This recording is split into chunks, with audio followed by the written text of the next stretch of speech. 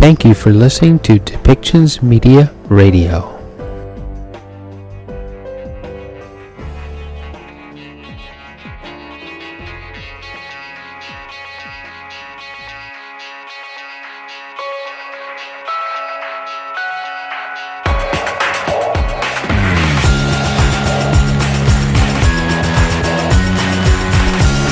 Welcome to Policy and Rights, the show about government policy and human rights.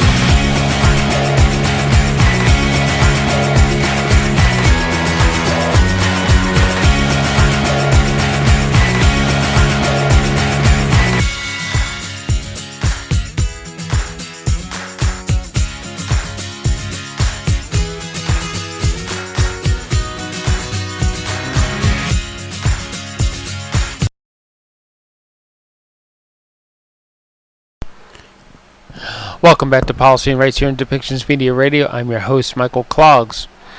The UN Security Council has a new president. It is the representative from Sweden. Sweden is known as a nation of peace. How they maintain peace, mainly by neutrality, they will allow talks to happen among those in dispute or in the conflict, so that they could step back away from the conflict and allow the dialogues to happen. Switzerland was quite successful with that during World War II. They managed to pull off amazing things and allowed safe havens for a number of people from different sides until the difference and into the differences could be found and a peaceful resolution was achieved. So we look forward to seeing some very interesting, if not amazing, things happen from the Security Council this month, as the ultimate goal is to strive for peace and to bring about peace in different areas of conflict. With that being said, the representative is going to admit there are some limitations, and it isn't going to be all inspiring. It is going to be a nudge towards bringing peace in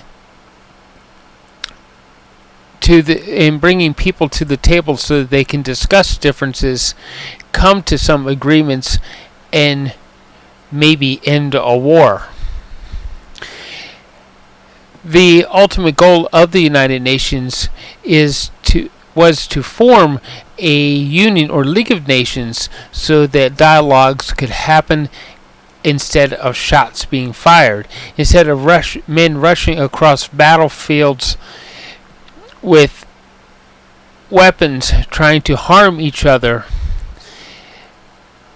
the nations could sit down where leadership can sit down and discuss differences and come to solutions so that we can all live peacefully. We'd like to see more of that happen in our world, and there's situations where conflicts and where there's extreme gang violence because humanitarian efforts have not been successful in getting supplies, medication, all those things needed to make people feel secure. So uprisings of gangs, especially when we look at areas like Haiti, and yes, there is going to be some discussion about Haiti in today's United Nations discussions on the press room floor. And ultimately, we want to people to find and see that the abundance is truly around us and spread that around the world in a peaceful manner. So, let's listen to what was actually said in the press room today as we listen to the recording from the United Nations press conferences.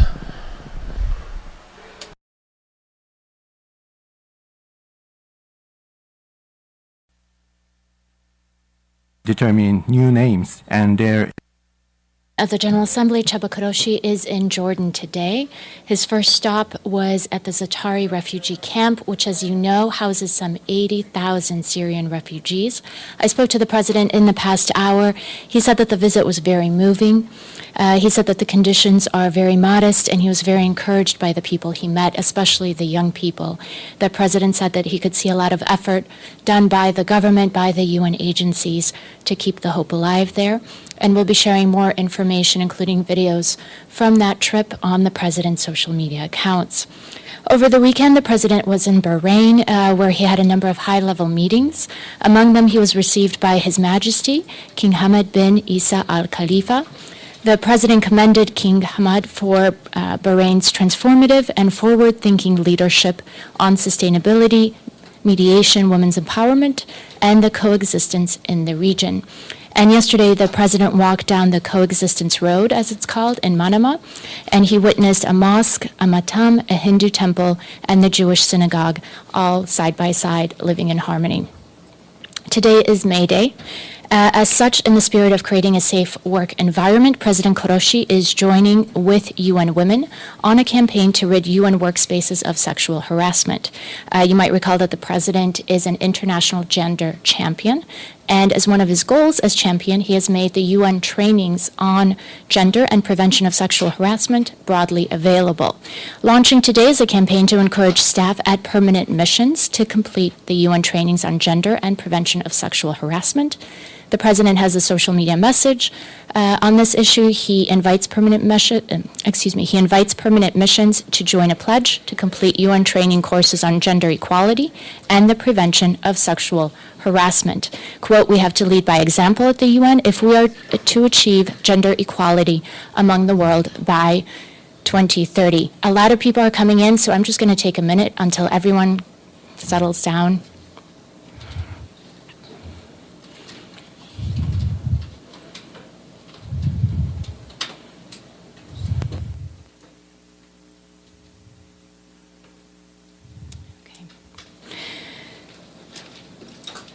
So I was telling you about the gender campaign that was launched today. In addition to the president tweeting about this, the head of UN Women, Sima Bahaus, has also tweeted in support of this initiative, and you'll likely see a lot more UN leaders, people from the permanent missions tweeting about this, because the first phase goes all the way until June. Now, as I mentioned on Friday, I wouldn't do the week ahead, but I would provide you today with the month ahead. So here are some of the key events that are happening at the General Assembly and on the President's schedules for the month of May. Starting on Monday, 8th of May and Tuesday, 9th of May, there will be interactive multi-stakeholder hearings on the upcoming high-level meetings related to health. So on 8th of May at 3 p.m., there will be an opening segment for the hearing on the fight against tuberculosis. And participating will be the President of the General Assembly, Chaba Kuroshi, the Deputy Secretary General Amina Mohammed, and Dr. Tedros, who's the Director General of WHO, as you know.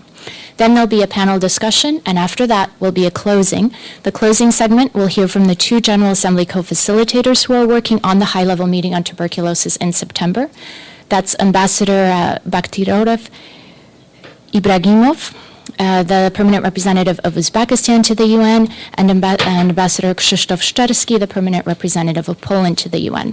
And the third speaker in the closing segment will be Ms. Maureen Morenga, who is a TB/HIV survivor, and she's also the coordinator of TB Women. Then on Tuesday at 10 a.m. will be the multi-stakeholder hearing, on pandemic prevention, preparedness, and response. So participating there will be the President of the General Assembly, it'll be Dr. Tedros, and then Ms. Joy Fumifi, the co-chair of the Global Preparedness Monitoring Board. Then the same thing, there'll be a panel discussion, and then they'll have the closing, and the closing will be by the two GA co-facilitators for the high-level meeting.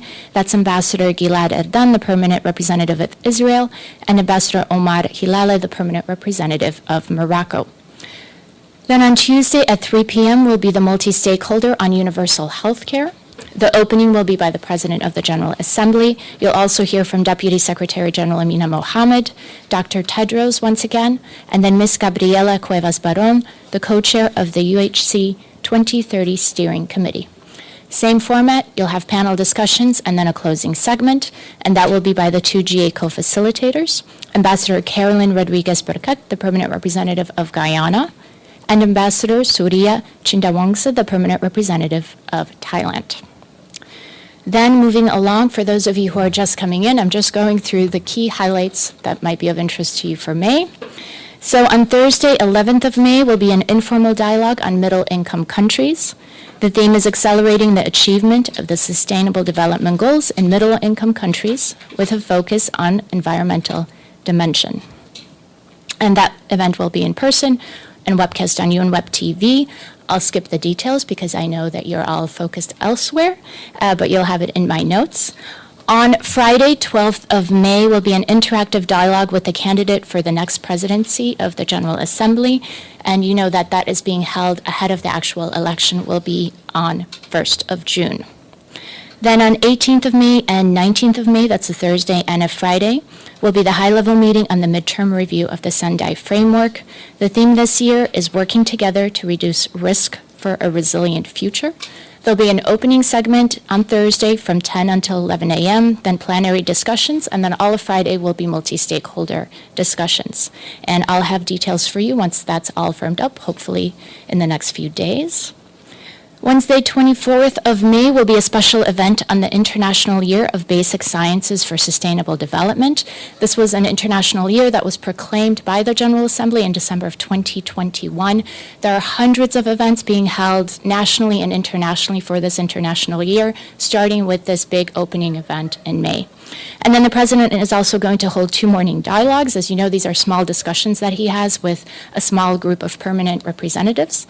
So one will be on 12th of May on the theme of rights and responsibilities in a world in crisis, and the other on 30th of May on the theme of how to renew trust in delivering on the SDGs. That's everything I have for you today. Do you have any questions for me? Yeah, Abdul-Samad. Thank you. Can you explain to me why you skipped May 15th activities when the GA adopted a resolution? You're absolutely right.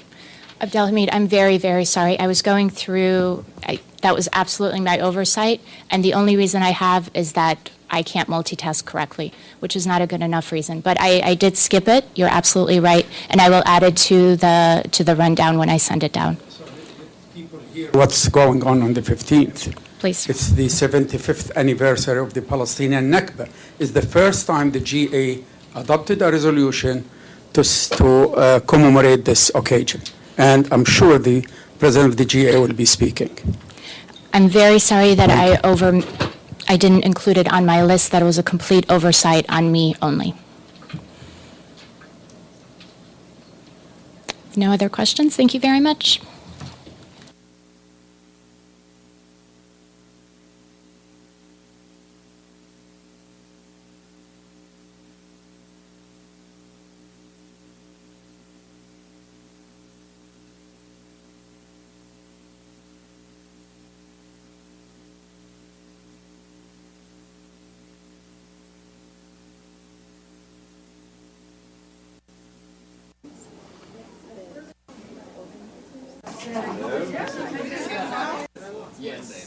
You must be something else. Do I get a count? You want to have one? What? Here, I'll loan you my cow. No, I don't want to use cow. Is it dead? A used cow. Not a used cow. Can you imagine? A used cow.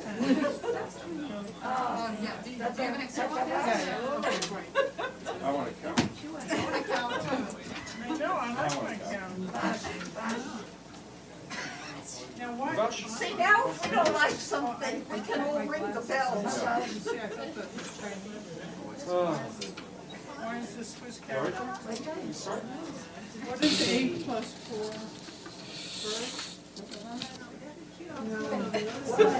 That's maybe. Oh. All right, good. So, yeah, thank you. Yeah, no, I'm so enjoying I know you bring one animal in this briefing room, everything goes to pot. Yeah, exactly. So to speak. Yeah, I'll be here all week. No, what? Goes go move. Yeah. Sherwin's the only one not amused by any of this humor. All right, good afternoon. Not that you need reminding, this is why you're all here, but in a short while we will have the permanent representative of Switzerland brief you as Switzerland is taking over the presidency of the Security Council for the month of May for its first ever presidency. The Secretary General arrived in Doha in Qatar today. This moment he just started the first session, a working dinner of the meeting he's hosting with special envoys on Afghanistan to reach points of commonality on key issues such as human rights, especially for women and girls, inclusive governance, countering terrorism and drug trafficking. The meeting, which will end tomorrow, is intended to achieve a common understanding with the international community on how to engage with the Taliban on these issues. As you've been asking me for a list of countries that have sent envoys to this meeting, I can tell you that the countries are China, France, Germany, India, Indonesia, Iran, Japan, Kazakhstan, Kyrgyzstan, Norway, Pakistan, Qatar, the Russian Federation, Saudi Arabia, Tajikistan, Turkey, Turkmenistan, the United Arab Emirates, the United Kingdom, the United States, Uzbekistan, the European Union, and the Organization of Islamic Cooperation. And we are, as we speak, sending you a note to correspondence with that list, so for those of you who were not able to type fast enough. And we'll have updates from the meeting as it goes, and the Secretary General is scheduled to speak to the press in Doha tomorrow before he goes on for onward travel, which I'm about to announce now. He is scheduled to arrive in Nairobi in Kenya on tomorrow, May 2nd. On the 4th and 5th of May, he will chair this year's first session of the UN System's Chief Executive Boards for coordination. The board meets twice a year and brings together the leaders of UN agencies, funds, and programs, and it's the highest level of coordination it's the highest level coordination forum for the UN system.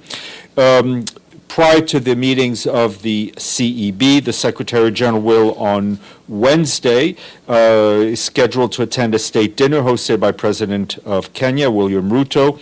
Earlier in the day, he will meet with UN staff at the UN office in Nairobi.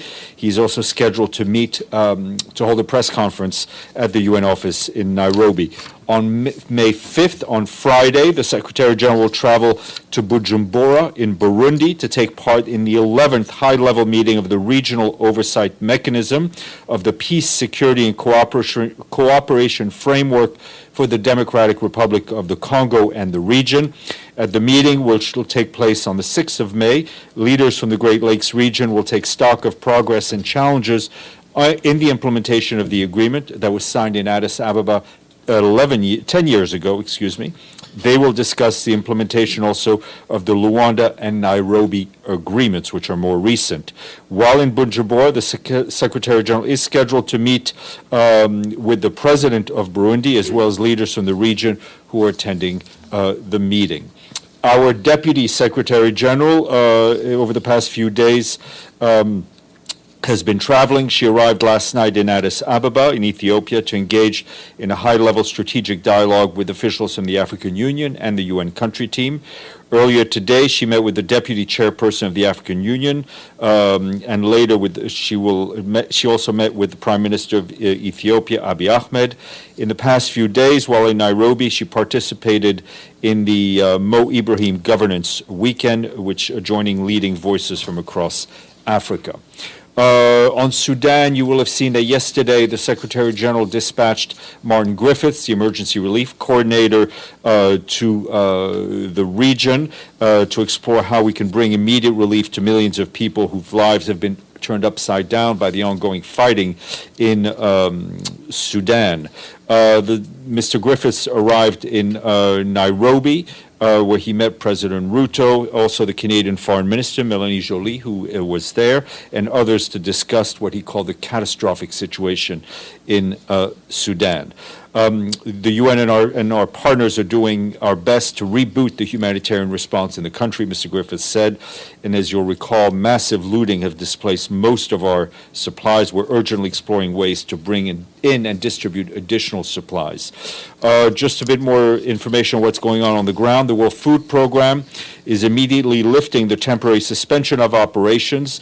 Distribution of food is expected to commence in the states of Gedaref, Gezira, Kassala, and White Nile in the coming days to provide the life-saving assistance that many so desperately need right now. As you know, the suspension of operations was put in place after the tragic deaths of 3 WFP team members on April 15th. Where the security situation allows it, including in eastern Sudan, our partners are continuing their operations, mainly in health and nutrition services. WHO has distributed fuel to some hospitals in Sudan and is also working to offload 6 containers of medical supplies that arrived by ship in Port Sudan on the Red Sea. This includes supplies for treating traumatic injuries and severe acute malnutrition. Meanwhile, the UN Population Fund is supporting partners on the ground with life-saving health care and supplies for safe births. The UN Refugee Agency, in consultation with the governments and partners, are planning for up to 800,000 people who may flee fighting in Sudan to the 7 neighboring countries. Without quick resolution to the crisis, we will continue to see more people forced to flee in search of safety and humanitarian assistance.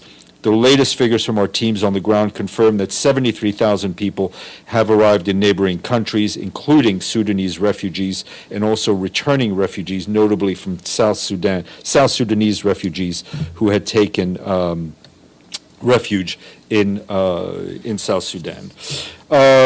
Senior personnel appointment to share with you today. Secretary General is appointing Clementine Nkweta Salami of Cameroon as his Deputy Special Representative for the UN mission in Sudan, UNITAMS. She will also serve as the UN Resident Coordinator and Humanitarian Coordinator in the country. She succeeds Kardiata Loendai of Senegal, to whom the Secretary General is grateful for her dedication. Ms. Nkweta Salami brings to the position 30 years of experience in humanitarian affairs and protection, mainly in the field. For the past 3 years, she served as the director of the Regional Bureau for the East Africa, Horn, and Great Lakes regions of Africa in the Office of the High Commissioner for Refugees.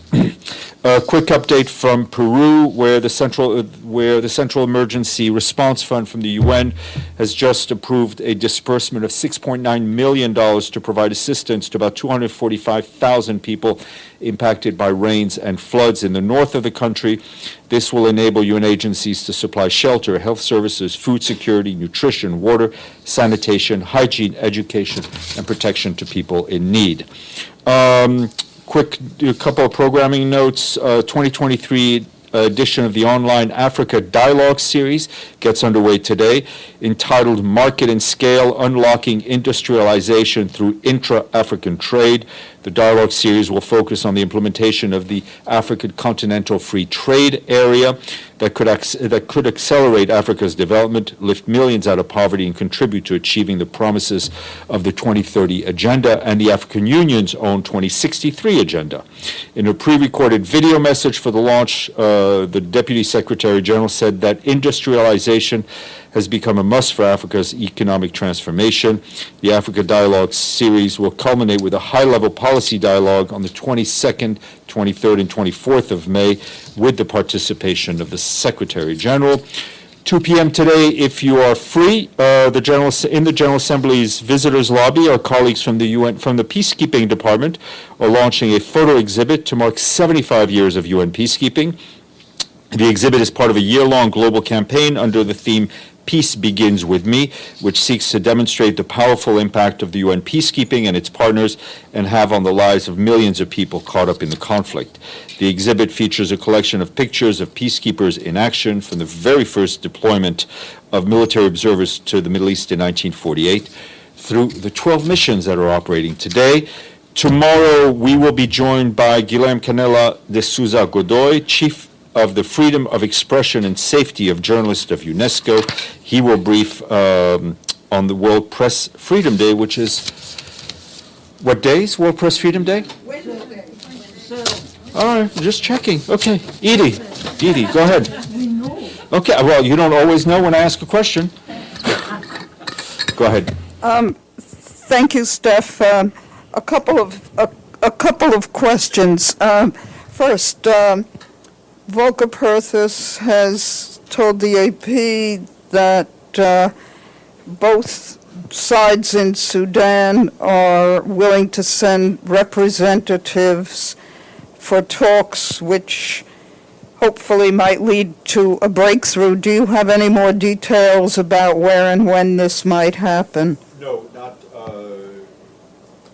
no details to share with you at this point. We very much hope that the two generals will find a way forward to stop the fighting immediately for the sake of the Sudanese people and to halt the deteriorating humanitarian situation, which is quickly unraveling. And could you give us any more details on Martin Griffiths' plans?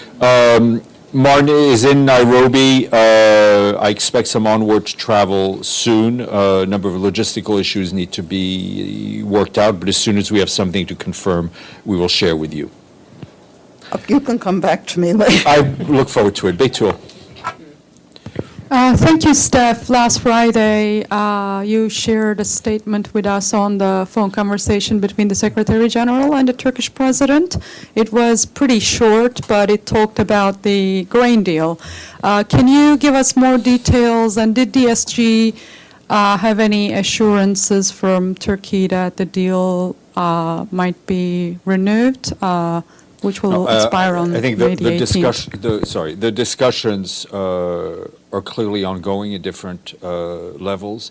I think we've been clear in our wish to see this, the Black Sea Initiative continue, to see, we are committed and determined to continuing our work on the implementation of the Memorandum of Understanding on the export of, the facilitation of trade of Russian food and fertilizer.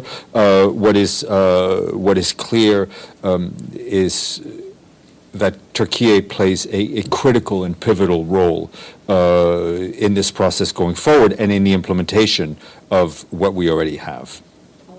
Yes, Michelle. Has the SG had a response from President Putin to his letter? I have nothing to share with you on that point. Sure, are you just holding the mic for No, Michelle? I'm not. Okay, go ahead. So we are seeing that Martin Griffiths will head to Sudan. I know you won't confirm it from there now, but if he were to go to Sudan, who would he meet with in Sudan? If Martin's remit is on ensuring the proper coordination of humanitarian aid, on ensuring that we see scaling up of humanitarian aid that arrives, and he will do whatever he can to do that. But I don't want to. The situation is rather volatile. I don't want to predict what will happen. Deji. On the Doha meeting, we know that the Taliban is not invited to the meeting, and the Taliban told reporters that any meeting about Afghanistan without the participation of Afghan government is ineffective and counterproductive. Given this fact, how can you ensure that the outcome of this meeting could make a difference on the situation in Afghanistan? You know, God knows we're not in the business of ensuring anything. We're in the business of being determined and of continuing to work in trying to coordinate the actions of the international community for singularity of purpose, for the sake of the people of Afghanistan, notably for women and girls in Afghanistan. The Secretary General will provide an update tomorrow on what happened during these discussions. So I'll come back to you. So what would be the expectation for Secretary General on this meeting then? What we want to see, I mean, and frankly, it's what we want to see in many of the hotspots that we deal with, is unity in the international community. Different countries have different roles to play. And this is true for Afghanistan, is it true for Sudan and every other crisis that we see? Different countries have different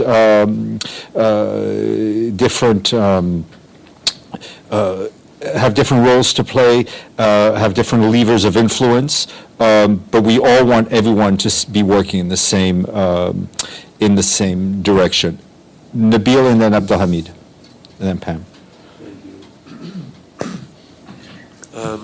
Sorry, do you expect that the SG will have any phone call or talks with Sudanese parties while he's in Nairobi? I mean, he will, Secretary General has been on the phone on Sudan. He's spoken to both generals at different times. He will do whatever needs to be done whenever it needs to be done. I mean, trust me, his phone is glued to his hand and his ear. And whenever he needs to make a call, whenever it's useful for him to make a call, he will do so. And in Nairobi, do you expect him to hold meetings on Sudan, on the situation in Sudan? Well, I have no doubt that the situation in Sudan will come up in the discussions with President Ruto. President Ruto, part of the Intergovernmental Authority on Development, is part of the troika of leaders with the President of Djibouti, with the President of South Sudan, who are trying to go to Sudan. President Ruto, I think, has a critical role to play, and so I have no doubt it will come up in those discussions. Abdelhamid. Thank you, Stefan. I have a couple of questions too. On Sudan, Mr. Berth sounded a little bit more optimistic about sending representative both parties to Saudi Arabia. What is different in this initiative? The sixth truce, which has been declared, is not being respected. So do you see that there is some hope in this? Well, I mean, we're not giving up hope, right? Just because, a number of ceasefires have been agreed to but not fully respected doesn't mean that we're not fully working with all in different formats with all the other parties to try to get to a point where the fighting actually stops, and we will keep trying in whichever way we can, in however way we can. Both leaders are listed on those men wanted for the ICC based on Resolution 1591, 1593, 1596 in 2015-2016. So they are war criminals according to the UN, but how can the UN navigate through this? Well, let me just say, I'm not going to comment on ICC issues, but as we've said in the past, we will talk with whomever we need to speak with in order to try to bring peace. One question yes. on Palestine. Mm-hmm. Do you mind? Have I ever minded? On Friday, no. On Friday, a child of 15-year-old, Mustafa Amir Misbah, was shot and killed in the village of Taqwa next to Beit Lahem. This morning, another child, 17-year-old, Jibreen al-Lad'a, was killed in refugee camp of Aqba Jabr next to Jericho. Do you have any comment on this? Are you aware of this? This is yet another example of the unbearable cycle of violence that we're seeing, and this is something that I think Mr. Venesland briefed on and stated the opinion of the UN very clearly when he was here last week. Pam, then Toshi. Thanks, Steph. On just a clarification on the press conference of the Secretary General tomorrow, that will be from Doha? Yes, ma'am, in Doha. It should be live. Could it be before? I mean, will it be before the meetings or after? It'll be after the meetings. Okay, so a wrap of yes, what? Ma'am. And on that front, even though you've made it clear and that the Credentials Committee decides recognition, thank you, there is a lot of, there are Afghan women all over the world protesting the possibility of recognition. Can you just clarify the UN position on that? Thanks. Recognition is not up for discussion at this meeting. The issue of recognizing who sits behind the nameplate of any country in this organization is a decision made by member states. In the Credentials Committee? In the credential, I mean, it's outlined by the charter. It's one of the many things that doesn't involve the Secretary General. Toshi, and then Thank you. About Sudan, could you explain why the SG had to appoint a humanitarian resident coordinator now? Not sure if it's the right time to bring a new person to the. Well, I mean, there was someone whose time had come. It was moved on to another post. She had left. So there's an acting person right now. So we're just going through the process. I don't think, I would respectfully disagree with you. I think there's no better time to appoint somebody who is there officially and full-time. That's it. Thanks. Thank you. Celia? And then, sorry, and go ahead. Go ahead. Stefan, Sudan, thousands of people, not only Sudanese national, are still trapped in Sudan.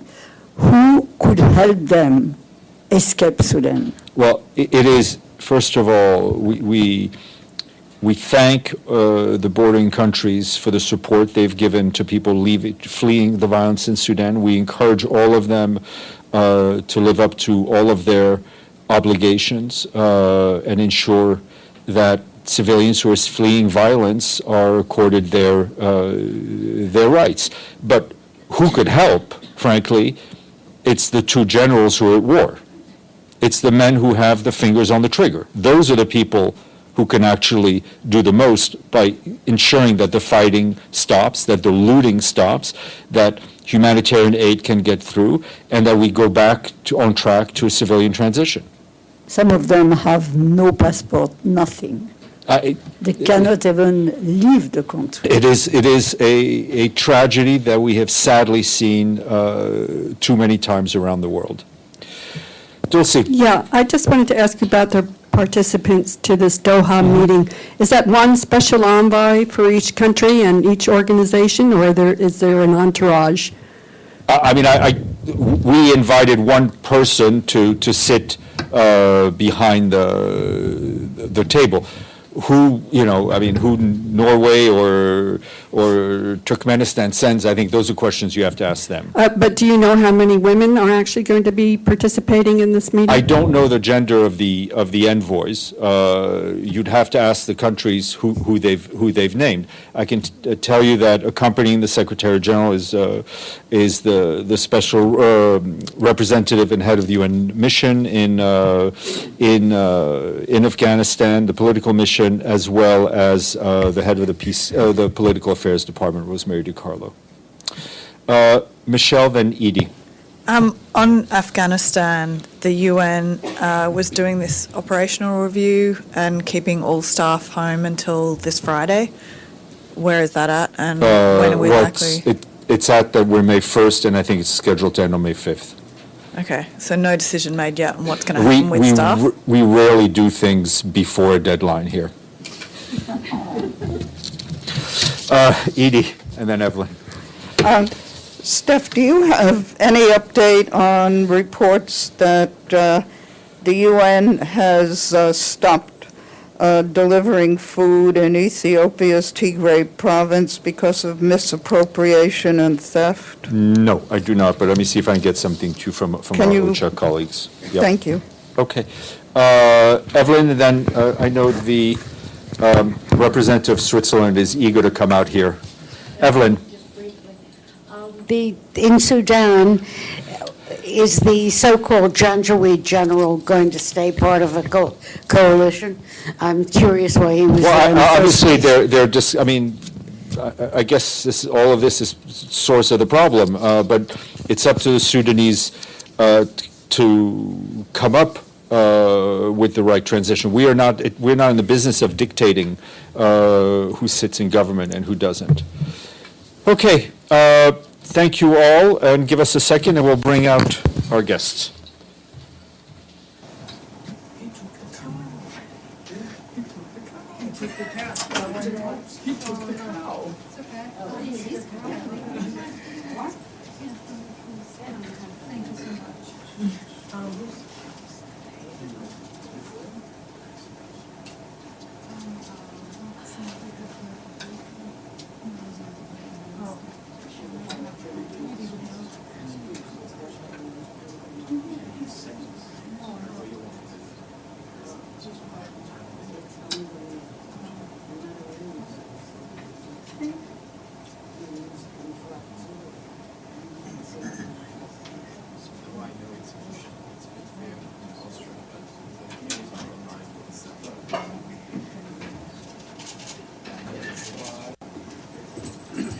morning. Good morning. We're ringing our town. Thank you for the joke. Merci pour la vache.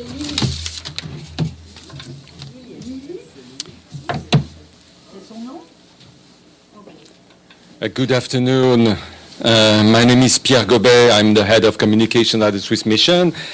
Thank you for joining us for this press briefing with the permanent representative of Switzerland and president of the Security Council for this month, Ambassador Pascal Berisville. Also with us, our political coordinator, Andrea Baumann. So the ambassador will have a few remarks and I will take your questions. Please, Ambassador. Thank you very much. Good afternoon, dear members of the press corps. Let me wish you a warm welcome to this press briefing. Switzerland is very honored to be the president of the Security Council for the month of May. And you probably know it, it's the very first time in the history of our country that we have that privilege and also responsibility. It makes us feel proud, but much more than that, very humble. So let me say a few words as the Swiss ambassador before turning to the Council's work, and maybe as a general disclaimer, whatever I say beyond the dates and the meetings on the agenda will, of course, be in my national capacity. So from the start of our term in January, our overall approach has been to work for unity of the Council, respect for each other, and we would like to engage as a bridge builder, keeping the focus on the many contexts that require the Council's full attention. We are principled in our call for the respect of international law and the UN Charter by all members everywhere and at all times. During our campaign, we promised to be A+ for peace, and we work hard to put this in action. For many years, Switzerland has been involved in peace processes and ceasefire negotiations around the world. We see the increase in violent conflicts and their changing nature and protracted duration. It is for us clear that we not only have to work hard to defend international law and multilateralism, existential for a small and mid-sized country like ours, but we also have to find new approaches to conflict resolution. During our Council presidency, we will be guided by this aim in the sense of a leitmotif, which echoes the vision behind a new agenda for peace. We hope to make a contribution to this search for effective ways to build peace and sustain it, and that goes, of course, far beyond this month of presidency. With regards to the working methods of the Council, our main focus will be to conduct all meetings professionally and in close cooperation with all Council members. We will be guided by mutual respect and take inspiration from our own political tradition of consulting broadly, seeking consensus, and arriving at decisions in a fair and balanced manner. We will work towards a transparent and effective Council, and we also place a high value on the voices from outside the Council, be it interested member states or representatives of other organizations and civil society. As some of you may know, our interest in working methods of the Security Council goes back a long way, and we have been coordinator of the Accountability, Coherence and Transparency ACT group. As a coincidence, this group will celebrate its 10th anniversary tomorrow. So we will have a presentation of a new research report on working methods by the independent think tank Security Council report. Turning now more to the concrete work of the Security Council, the provisional program of work was adopted this morning. You have the handouts, and we will also provide an interactive, up-to-date information on the Council's work on our website, a+4peace.ch, or just flash the QR code we distributed. Many meetings during the month are mandated, and we have the mandate for the UN Special Mission in Iraq, UNAMI, and the sanctions regime for South Sudan, which will have to be renewed by May 31st. The Council is also expected to adopt its annual report to the General Assembly during the month of May. We will then have regular meetings on Syria, Iraq, Lebanon, Sudan, South Sudan being Abyei, Yemen, the G5 Sahel, the situation in the Middle East, Bosnia-Herzegovina, the DPRK Sanctions Committee, and the ICC prosecutors briefing on Libya. The annual briefing by the chairperson in office of the OSCE, which is currently the Foreign Minister of North Macedonia, is scheduled later this week. May is a busy month in the Council's calendar. In exercising its primary responsibility for peace and security, the Security Council must, of course, pay full attention to conflicts and crises around the world and be ready to convene, discuss, and act where necessary. We will continue to follow closely the crisis in Sudan, the situation in Afghanistan, in Ukraine, and of course, all other parts of the world. In our two signature events, we seek to highlight some of Switzerland's priorities.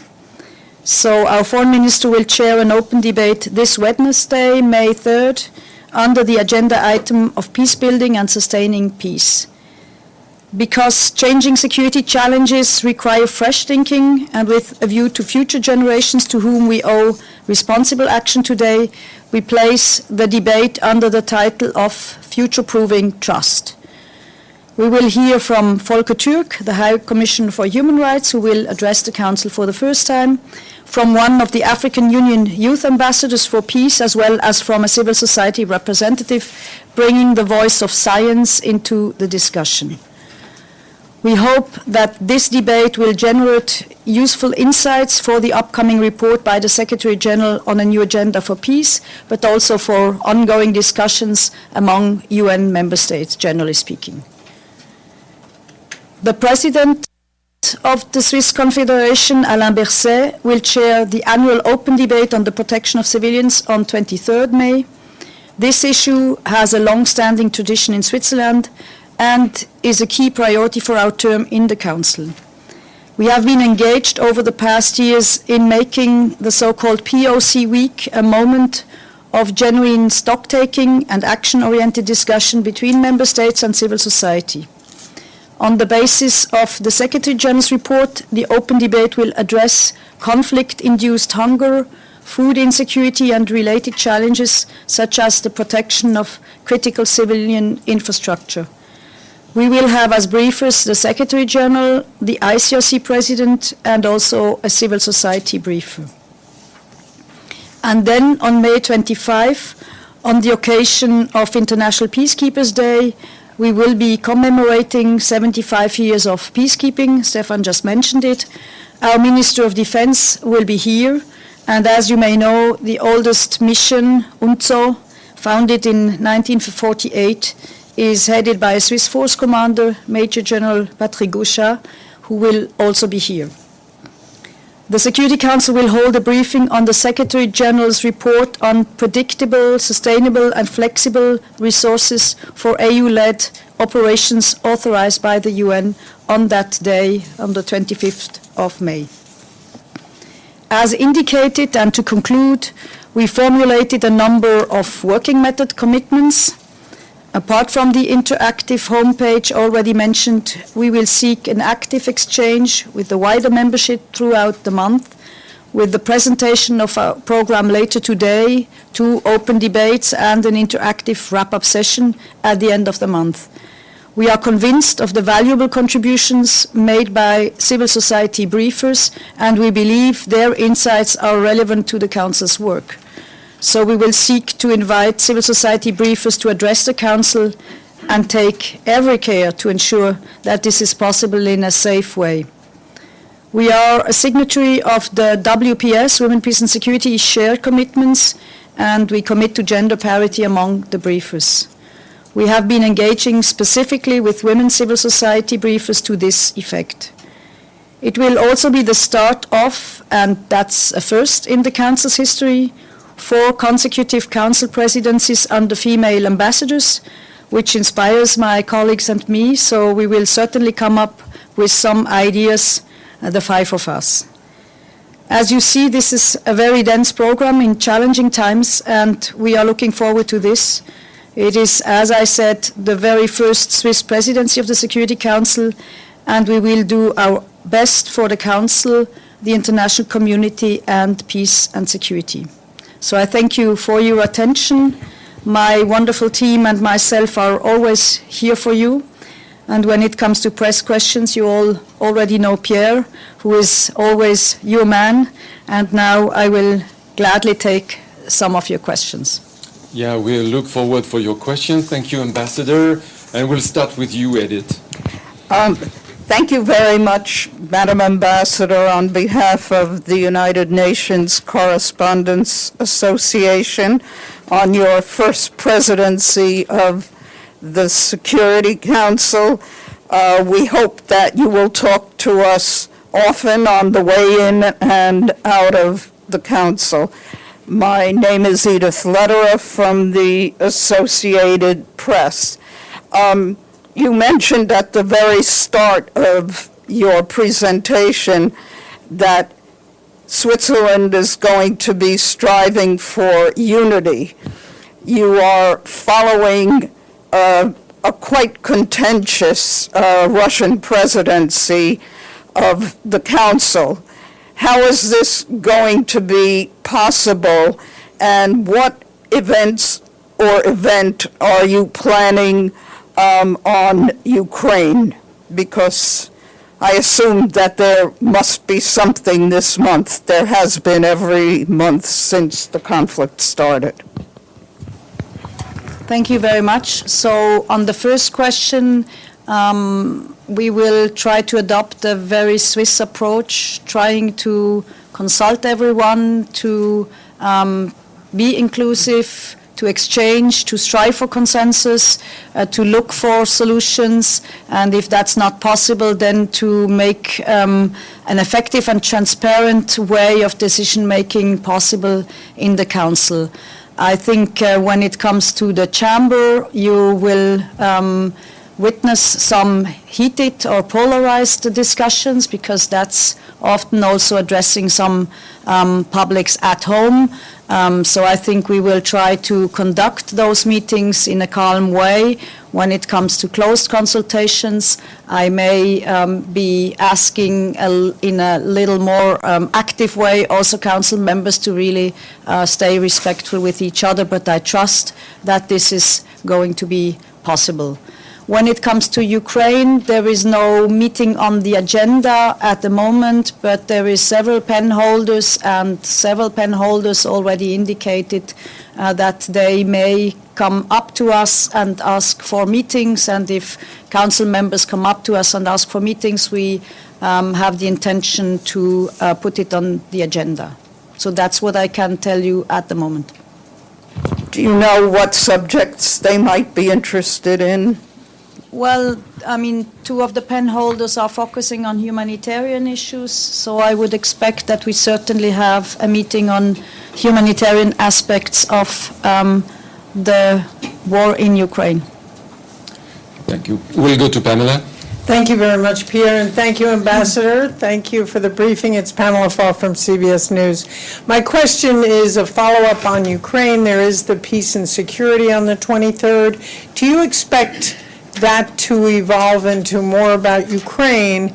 And in your national capacity, Switzerland has changed years of neutrality by joining Western sanctions and other issues supporting Ukraine against the Russian invasion. Where do you see Ukraine more specifically coming into the debate at this month? I mean, it's not up to us to speak for the statements other countries may make, but you were alluding to the debate on protection of civilians on the 23rd of May. So this is going to be a debate on protection of civilians everywhere in the world. As you know, there is also terrible crisis in other places. Our president, who will be chairing that meeting, has been traveling in several countries in Africa. His most recent trip was to the east of DRC, so I expect him also to talk about crisis and the way civilians can be protected in other places of the world. But of course, I think there will be several meetings where the Russian military aggression on Ukraine will be addressed. On your second question or remark, let me maybe disagree in a respectful way. Switzerland has not changed anything when it comes to our neutrality. We have indeed often been following and taking over EU sanctions for the last nearly 30 years. We have always been principled in our approach, so neutrality has never meant that we are indifferent when it comes to breaches of international law or of a massive breach of the Charter. So our position on this aggression has been clear from day one. And it's not a matter of neutrality or not to criticize violations of international law. You find a long-standing tradition. We are also the hub of humanitarian affairs in Geneva, not only with the ICRC. So that has been a long-standing tradition and position of Switzerland. And of course, we are not giving up that tradition. Thank you very much. Good clarification. Sir, please. Nabil Abisab Al Arabi TV station on protecting civilians in conflicts. What's your approach on the Syrian refugees? Because now this is a hot topic in the region, and a lot of governments, people, politicians are calling for them to go back to Syria. So do you think that they should be protected in Syria when they go back? You think local communities in Syria should be supported to be able to host them back when they come back home? And my second question is on the Security Council role. Do you think that the Security Council is sidelined in many conflicts? Because we see now that the peace process in the Middle East, for example, we see a parallel track. We see different meetings where the UN is absent. The same is in Syria now. We see a lot of meetings taking place in the region, and the UN is not there. So what do you think that the Security Council should do? Thank you very much for those questions. On Syria, I mean, of course, the goal should always be that refugees can go back home. But in order for them to do that, based on also international refugee law, you need the circumstances that they can do that safely and that they are protected. So when it comes to the war in Syria, the crisis, it has been going on for much too long. And I think it needs a political solution, first of all, and only when there is a sustainable political solution, all the circumstances will make it possible that also the refugees can go home. So that can be the case in some parts, at some moments, but in order to have everyone being able to go home and have a safe and prosperous environment, we urgently need a political solution to that crisis. When it comes to the role of the Security Council, it's of course always a discussion of the glass half full or half empty. There has been times in history, think of the Cold War, where the situation or the role of the Security Council has been much less than it is currently. But of course, the Security Council should be able to do much more, and for that it needs more trust also amongst Security Council members, and that's something we should really concentrate on and work hard on. The Security Council, however, has always been only one, even so it's a powerful, maybe the most powerful international body on peace and security, but it's just one in the peace architecture. Think of the regional organizations, for example, the African Union, when it comes to the African continent. Think of the governance structures of states. Think of the work communities have to do to resolve conflict. So if we want to have sustainable peace in a certain country, in a certain context, it always needs all those pieces of that puzzle to work together in the best possible way. And I think the Sudan context, you just heard Stefan discuss the different roles of the Secretary General, of the Security Council, or the African Union, or the IGAD. If those pieces come together best, that's when we can be most effective. Thank you. Thank you, Ambassador. Mario Villar with the Spanish news agency EFE. Do you expect any follow-up to the meeting on Afghanistan that is taking place in Doha at the Council? And are there any discussions among members on the future of the relationship with the Taliban, or how to deal with the Taliban right now? Thank you. Well, let me say first that the Council has been very active on Afghanistan, has been able 3 times to adopt a resolution. One, the extension of the mandate. Second, an independent review on, and not later than last Thursday, a very clear voicing of condemnation of asking the Taliban to take back those decrees.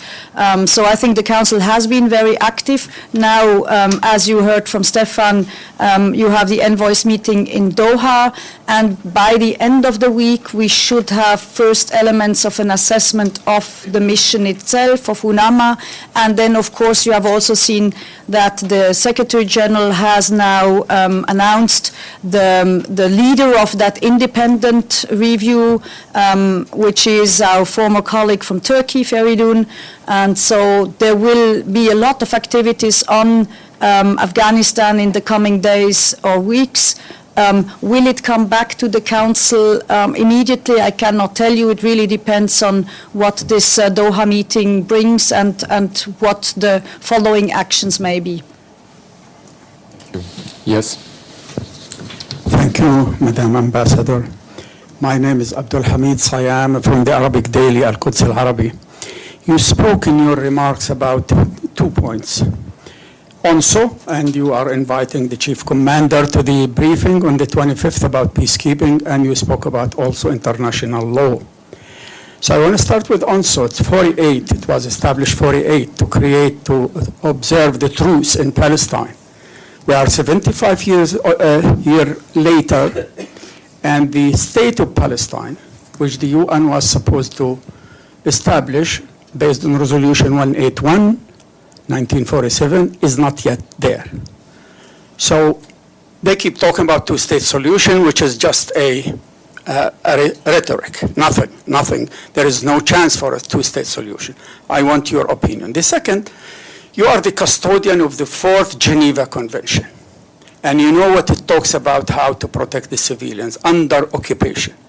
So being loyal and honest with the rules and regulations and the items of the 4th Geneva Convention, can you address the violation of Palestinian civilian rights under the Israeli occupation? Thank you very much. Thank you very much. And can I repeat the disclaimer I made at the beginning, just that I do not mention it with every sentence, but of course everything I say which goes beyond the dates and the topics on the agenda is in my national capacity. So let me come to UNSO. You know the mandate of UNSO. It's a regional mandate. It's a mandate of trying to somehow reconcile and make sure that there is not violence coming up, and I think it's not a mandate which can powerfully intervene, but it's a very important mandate. And to make it clear, our force commander, Patrick Gosha, will be here, but he is not here to participate in the Council's meeting, because the Council meeting will be on African-led peace operations and how to sustainably finance them. So this is a different topic. He will be here because there is, of course, also all the commemoration of the 75th anniversary of the peacekeeping, generally speaking. And the day after, on the 26th, we will have a meeting and a discussion at IPI on the future of peacekeeping. And that, I think, is a meeting that may address your other question. Of course, we are the custodian of the Geneva Conventions, and you hear us speak out loud and clear with regard to each and every violation wherever it takes place, and many, many times you have heard us speaking out about violations of the Geneva Conventions in the Middle East. At the same time, it's a bit the question, how can we react to violations? How can peace operations, peace missions respond to that in a more effective ways? 75 years after somehow they have been established, maybe in a different world. And so I think this is a broader discussion. I understand your frustration. Every victim is one too much. But, you know, we have to somehow try to come up with new responses, and that's also why we have this kind of a motto or leitmotif for our month, a new agenda for peace. That's what the report of the Secretary General is also called, because I think there is really many, many places where we fail in addressing violations. But I also must reiterate that the first responsibility of the protection of civilians is with the countries and the states involved. And that the UN cannot replace. Next question, Sylvia.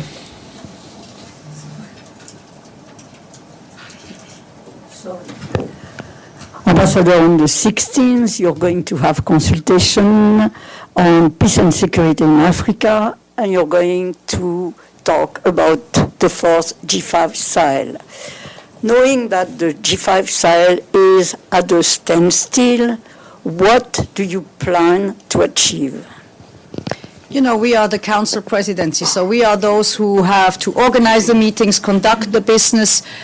We cannot somehow manage the substance. So we will have a briefer from the UN, we will have a briefer from the region, we will have a civil society briefing, and then the Council has to discuss how to manage and how to go forward with the G5 Sahel. That's all? Well, I think if you talk about something, it's at least to get a result. Absolutely, but that's also why we have those discussions and why we try to have follow-ups after the discussions. So we'll take now a question online with Iftikhar, AP of Pakistan. Please, go ahead. Congratulations, Ambassador. By now, all questions on Afghanistan have been asked. But may I ask you, what is Switzerland's plan on the reform of the Security Council to make it effective, representative, and accountable?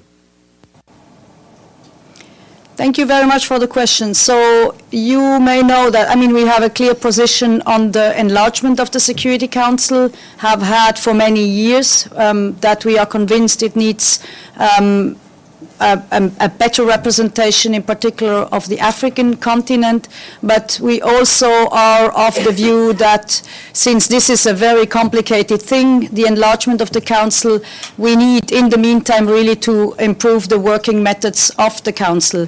And that's also why we started our efforts on working methods in 2005, 2006, after the then summit, because in the summit there, if you remember, under Jean Ping, who was the PGA then, there was nearly a breakthrough on council reform, and he then did not put council reform to a vote because he didn't want it to endanger the Peace-Building Commission and the Human Rights Council, which were born then. But what was clear, and that was actually the start of our commitment to working on working methods, is that the different positions of the enlargement groups, be it the G4 or UFC, they all agreed upon the fact that working methods have to be improved.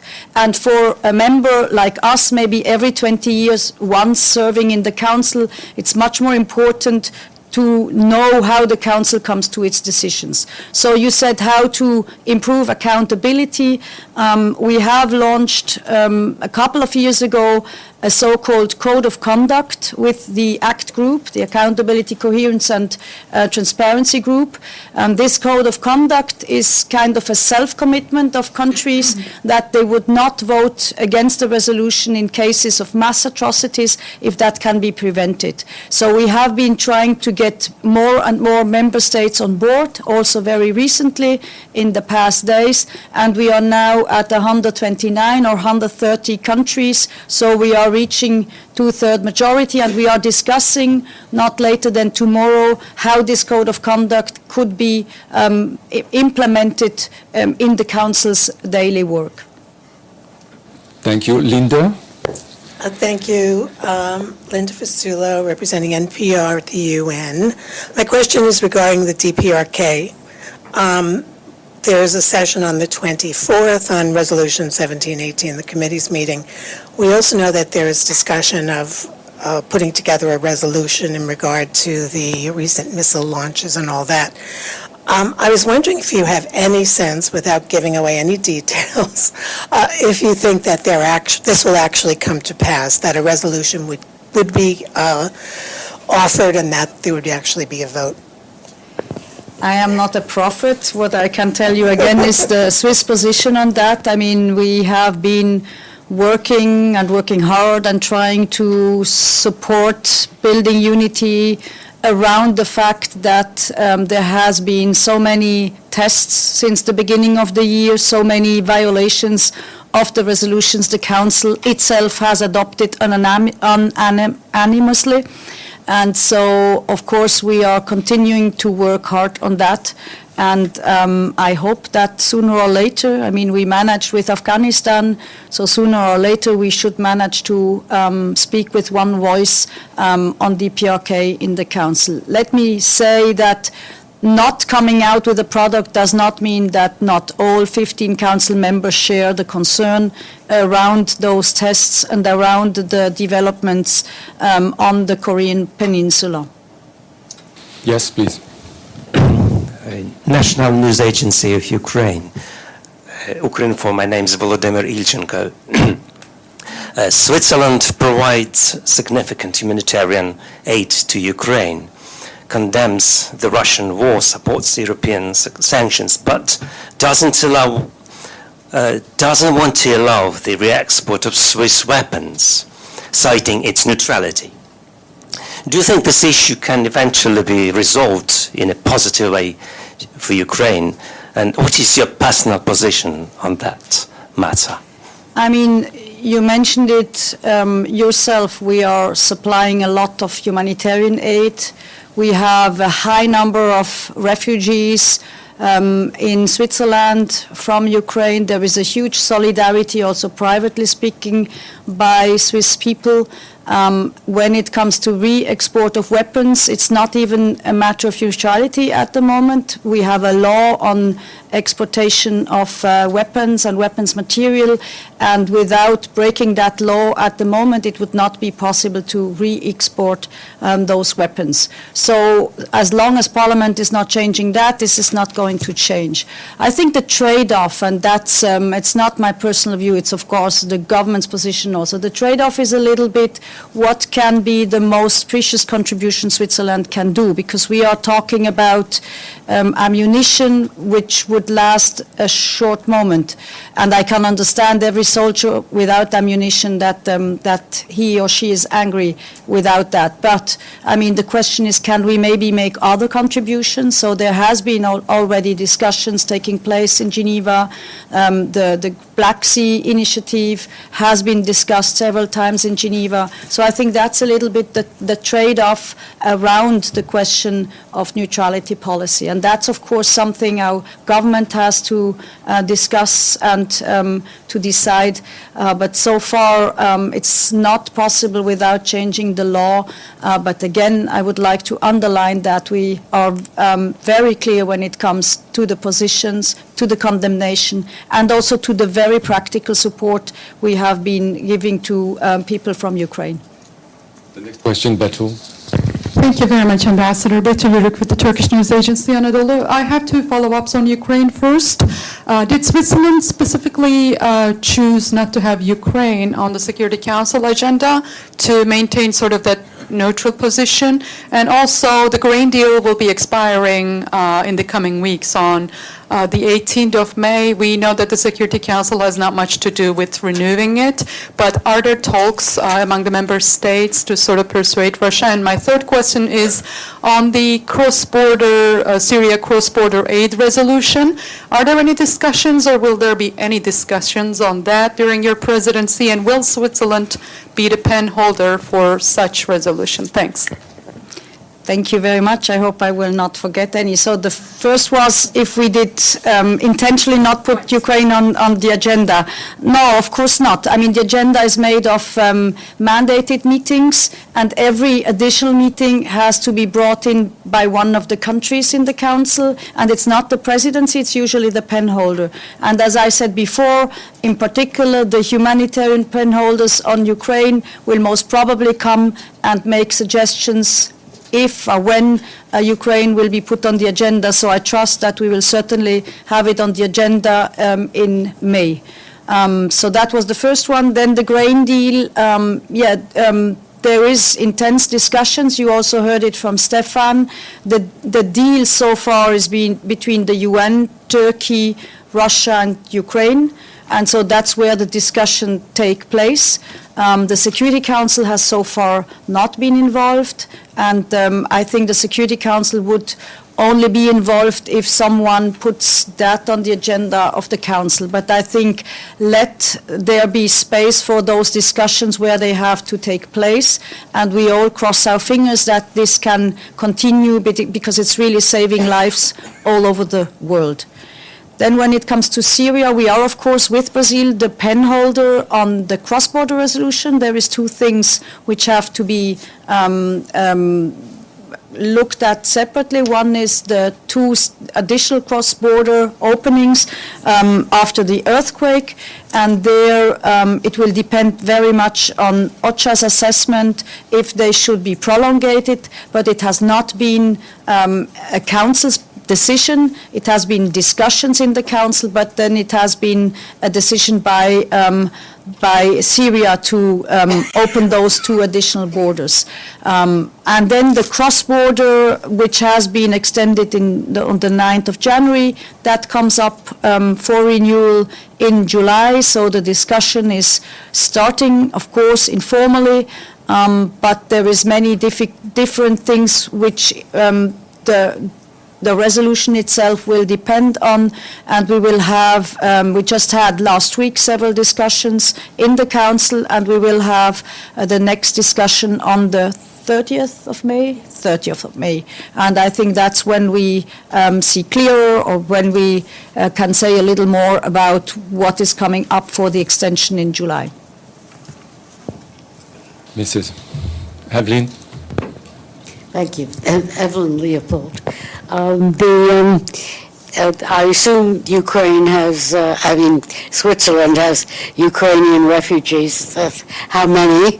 And secondly, on the veto, I expect as long as at least the war goes on and North Korea controversy goes on, you're going to have a veto every month. What's the procedure? Do you automatically go to the General Assembly, since you personally have been quite involved in this?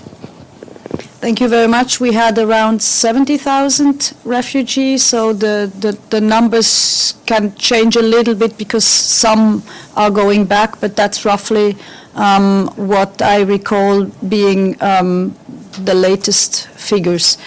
When it comes to the veto initiative, which was an initiative which has been adopted by consensus in the General Assembly 26th of April last year. We were one of the co-sponsors and of the initiators of that. The procedure is that when there is a veto in the Security Council, automatically it submits a report to the GA, and then the GA discusses the matter, except for emergency special sessions, which automatically have a link to the veto. So Ukraine was not a veto initiative discussion in the General Assembly, but was based on the emergency special session, while DPRK last year and also the cross-border veto had then an effect that there was a discussion in the General Assembly. So far, it has only been a discussion in the General Assembly. Of course, it's not excluded that the General Assembly, after such a discussion, would also take a decision. We are early in history to say what exactly the effects are. I think what is clear is that since the Security Council in some important crises is not strong enough in its responses, the General Assembly has been taking more responsibilities. That is an interesting development, and I think it could also maybe have the effect that the Security Council members will try to be more effective and come up with solutions and responses to crisis. That's at least what we hope for. Thank you. So we'll go back to you, sir. Thank you. In fact, I want to go back because my question was not answered, Madam Ambassador. I wasn't asking about the mandate of UNSO. I know UNSO very well. I visited them even myself. I was asking about the catastrophe that befell on Palestinians in 1948 and keeping them displaced all those years. And there is a mandate by the GA to create two states. One was established and one is still waiting. That's my question. I want your input on that subject, that the seminal failure of the UN, the most catastrophic failure of the UN to keep the Palestinians dispossessed 75 years later. Thank you very much. Thank you very much. Again, I can not speak for the UN, but nationally we have been very engaged and committed in trying to find ways to really implement this two-state solution. I remind you of the Geneva initiative. We also have a Swiss head of UNRWA. So we have been trying for many, many years to come up with ideas, with mediation efforts. We have a special envoy for the region, but of course we are only one actor, and it's like with the Security Council, it needs in a peace and security architecture many and most of the actors to work together to really bring peace to the region. And I can sincerely say that I would so much hope for this region, which would be such a wonderful region, that it could be peaceful in a near future. That is at the moment not the case. I think what we can say when it comes to the Security Council, for the first time in 6 years, the Council was able to take a decision on the Middle East. In February, we adopted the PRST. This PRST led to some discussions in Aqaba and Sharm el-Sheikh before violence brought out again over the during the holy days. So I would very much hope that behind the scenes and as a follow-up to that PRST and the discussions in Aqaba and Sharm el-Sheikh, that there is real progress on the ground. That is so much that I can say, and I regret that I have to disappoint you, because I cannot, or we cannot, as Switzerland alone, bring peace to the Middle East. Michelle. Thanks, Ambassador. Thanks for the briefing. Regarding the meeting later in the month that your president is chairing, can we expect any other high-profile guests to join? And on Afghanistan, in your national capacity, obviously there's the meeting in Doha at the moment, but what is Switzerland doing when it comes to aid? Is Switzerland kind of reconsidering how it might be helping Afghanistan given these edicts by the Taliban? Thank you. So the answer is yes. There is several other presidents, but I don't think that I can say publicly who. I would leave that to my colleagues. So we will have some high-level attendance. This said, our goal is not to have as many presidents as possible, but to have a really substantial discussion, which also leads to a follow-up. When it comes to Afghanistan, we are in the same dilemma like everyone else. So we had to evacuate our colleagues who were working in Kabul. But we have continued the projects, but we are in exactly the same difficult dilemma that if you stop the projects, you know that people will die. But at the same time, it's unacceptable, the conditions they have. It's not possible to implement projects without women being able to work.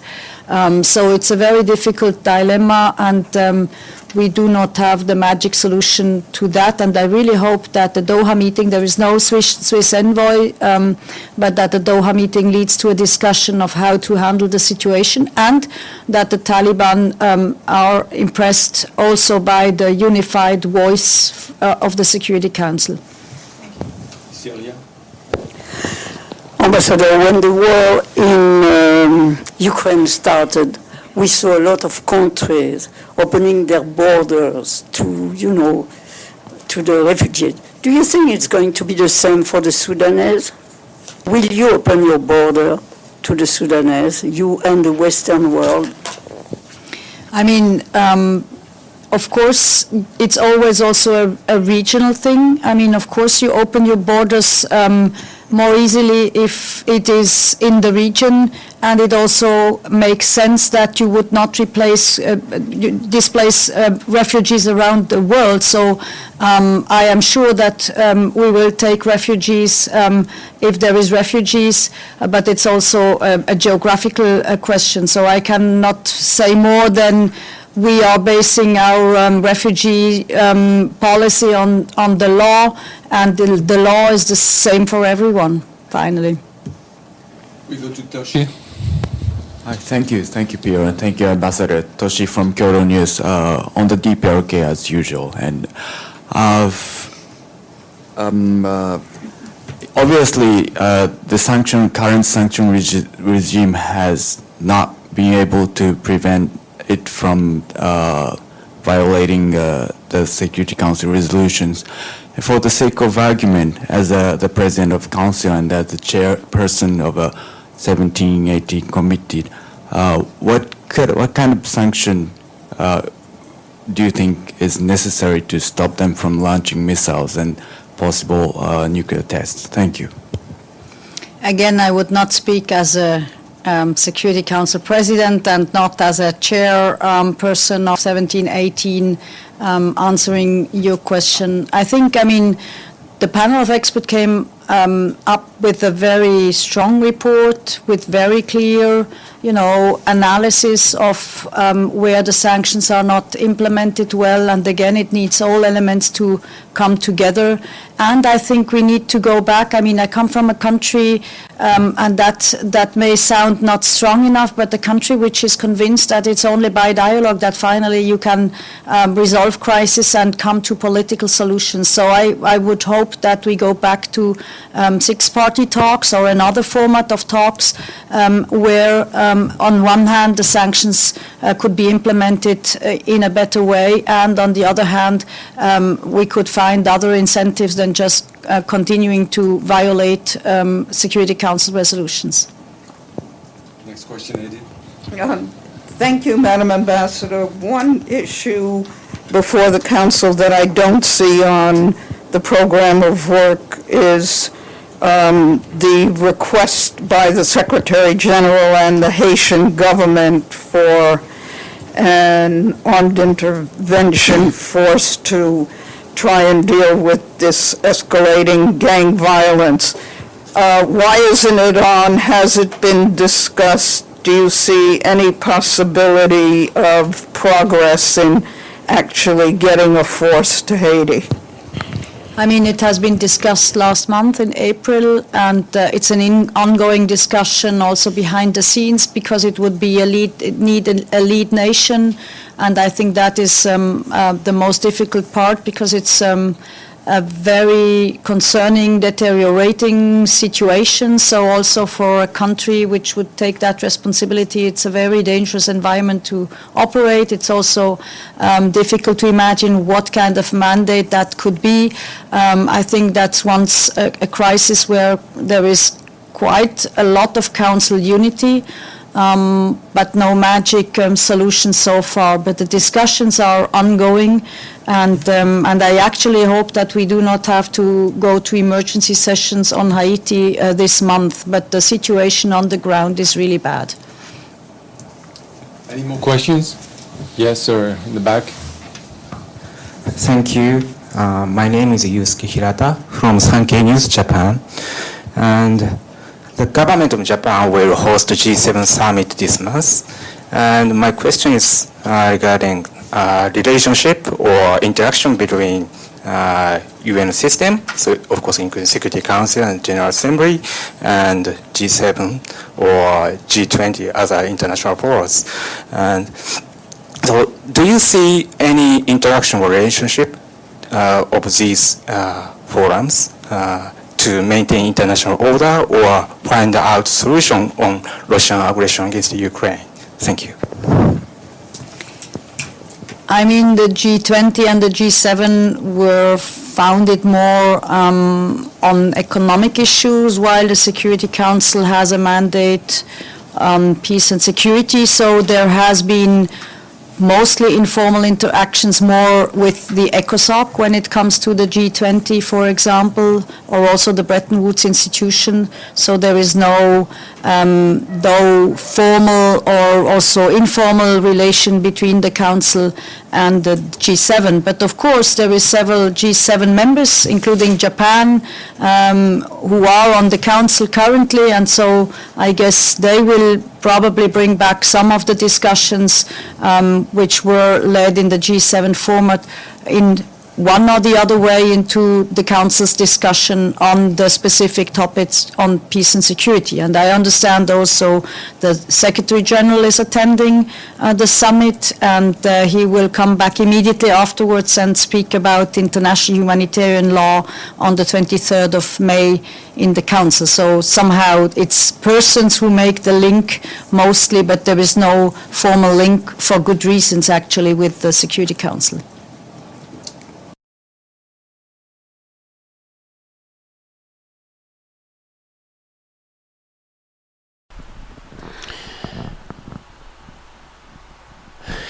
It was once said that even after the battle has happened, no matter which side won or lost, that ultimately what needed to happen next was a conversation. A conversation around what to do next. And in our modern day, it would seem to be more useful and more prudent to just simply have the conversation first. After all, we're supposed to be enlightened beings, so why not have the conversation instead of firing the shots? If we know in the end we're going to have to sit down at a table and eventually negotiate either surrender, negotiate our victory, if we know we're going to have that conversation, why can't we skip the shots fired, the clubs and the swords being swung, the stabbings, the maimings, the bombings, the missile strikes? Why not evade that and just simply go straight to the negotiating table? Just something to think about. And in other areas, while we truly do have your podcasting attention, before we wrap up, why don't we talk about a couple other items that have actually crossed our news desk. Okay, and as a statement from the Prime Minister of Canada, Justin Trudeau, today marks the beginning of Mental Health Week and a time to raise awareness about the importance of mental health and encourage Canadians to prioritize their mental well-being, because mental health is health. Just like our physical health, we all have to take care of our mental well-being also.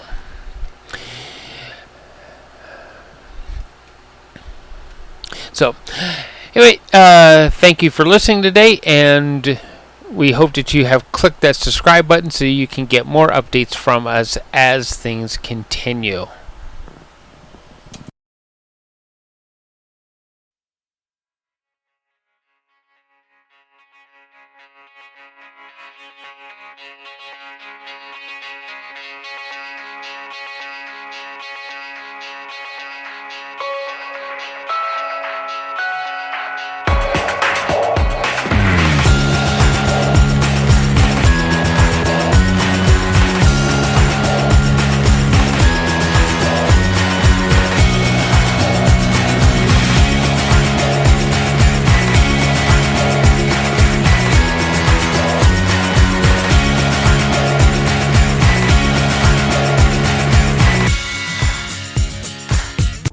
This show has been produced by Depictions Media. Please contact us at depictions.media for more information.